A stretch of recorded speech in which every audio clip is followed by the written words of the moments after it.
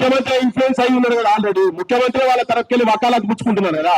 ముఖ్యమంత్రి పార్టీకి సంబంధించిన ఎంపీలే బహిరంగంగా చెప్తున్నారు కదా. ఆ రాకేష్ రెడ్డి అంటే ఆయన బీజేపీ అయినా కూడా ఆయన మరి మనిషా, మరి ఆయన వాళ్ళ తల్లి లేదా, ఇంట్లో భార్య పిల్లలు లేరా, వాళ్ళు చెప్తలేరా నాకు అర్థమైతలేదు. ఆయన కూడా ఇంత కామన్ సెన్స్ లేకుండా ఎట్లా మాట్లాడుతున్నారు చూడ. ఆయన బావా మర్దల్లట, ఆయన వరుసలట, ఏం ఆ భాష ఏంటిది, ఆ కథ ఏంటిది, బియ్యం అట, ఎన్నో మాట్లాడుతున్నాడు. ఇలా అసలు ఇటువంటి ఓట్లు ఎందుకు వేస్తారో మన జనాలకు నాకు అర్థమైతలేదు. ఈ బండి సైజ్ అసంటోళ్లకు, ఈయన అసంటోళ్లకు, ఈ రేవంత్ రెడ్డిలకు ఆయన కూడా ఇక వచ్చేసారి చూపిస్తారు, జనం మాత్రం చూపిస్తారు, క్లియర్ కట్ గా చూపిస్తారు. ఎంత ముఖ్యమంత్రి ఇన్ఫ్లుయెన్స్ కాగా వీళ్ళు ఏమున్నారు, ముఖ్యమంత్రి కాపాడే ప్రయత్నం చేస్తున్నారు. అబద్ధాలు చెప్తున్నాడు, క్లియర్ చెప్తున్నాం, అది ఆధారాలతో కూడా చెప్పినాం కదా.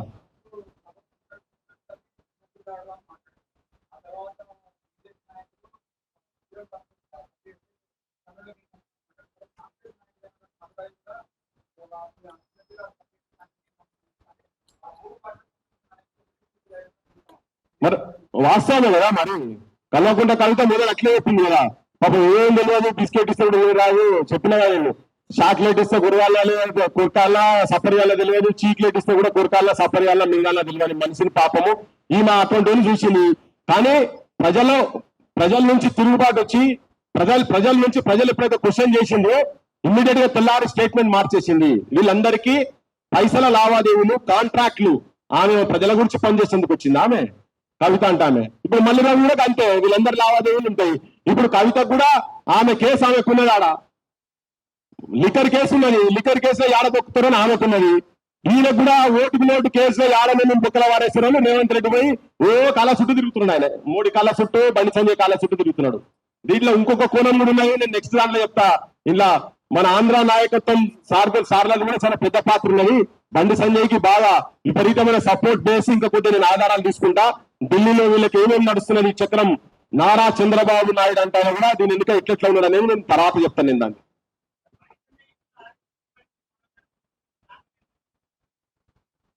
అది ఆర్ఎస్ఎస్ వాళ్ళని అడగాలి. ఎవరు మౌనంగా ఉన్నా ప్రజలకు వాస్తవాలు తెలుస్తుంటే ప్రజల లోపల వాళ్ళు ఎక్స్పోజ్ అవుతారు. ఇప్పుడు ఆర్ఎస్ఎస్ వాళ్ళు ఇది చెప్పమని ఇది చేయమని చెప్పని ఏం చెప్పరు. కానీ బాధితుల తరఫుకెళ్ళి మాత్రం వాళ్ళు కూడా సపోర్ట్ ఉండాల్సిన అవసరం ఉన్నది. నిన్న నేను ఒక లెటర్ చూసిన. ఆ లెటర్ లో వాళ్ళు ఏం చెప్తారంటే, మాకు బండి సంజయ్ కి లింక్ కనుక ఎవరన్నా కడితే వాళ్ళ మీద మేము చట్టరీత్యా చర్యలు తీసుకుంటామని చెప్పని ఒక లెటర్ చూసిన నేను నోటీస్. అదే విధంగా మీరు కూడా బాధితుల తరఫుకెళ్ళి మేము ఉన్నాము, అవసరమైతే బాధితులకు రక్షణగా ఉంటాము, మేమే అవసరమైతే బండి సంజయ్ ని మంత్రి పదవి నుంచి బర్తరఫ్ చేయాలి, A1 గా బండి భగీరథ ఎట్లున్నాడో A2 గా బండి సంజయ్ ఉండాలి అని మేమే కొట్లాడతాం, సంగప్ప అంటోడు ఉండాలని చెప్పని మేమే కొట్లాడతామని ఆర్ఎస్ఎస్ కావచ్చు, బీజేపీ ముందుకు రావాల్సిన అవసరం ఉందని చెప్పి నేను చెప్పదలుచుకున్నా.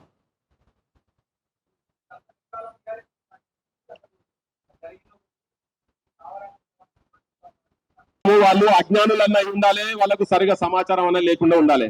పృథ్వీరాజ్ అంటోడు టిఆర్ఎస్ ఆఫీస్ మీద 2001లో ఆయన ఆలోచన విధానాన్ని వ్యతిరేకించి ఆఫీస్ మీద 2 DCMల విద్యార్థులతో కలిసి దాడి చేసి బయటకు వచ్చి ఆ రోజు నుంచి నేను ఆయన గడప తొక్కలేదు.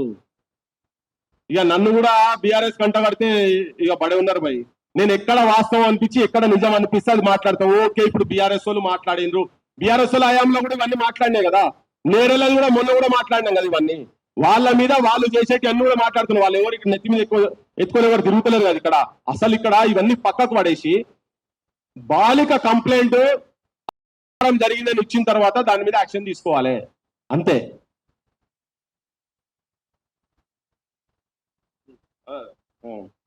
ఇప్పుడు ఇవన్నీ ఒక ఎత్తు కదా.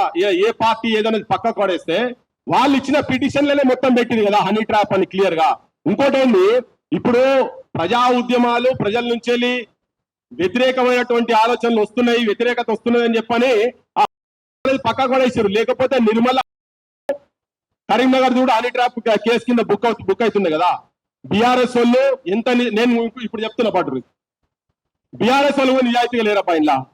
ఎందుకు నిజాయితీ లేరు అంటే వాళ్ళ పార్టీ ప్రోగ్రామ్ టేకప్ చేస్తలేరు. ఇది ఒక అంశం వచ్చింది కాబట్టి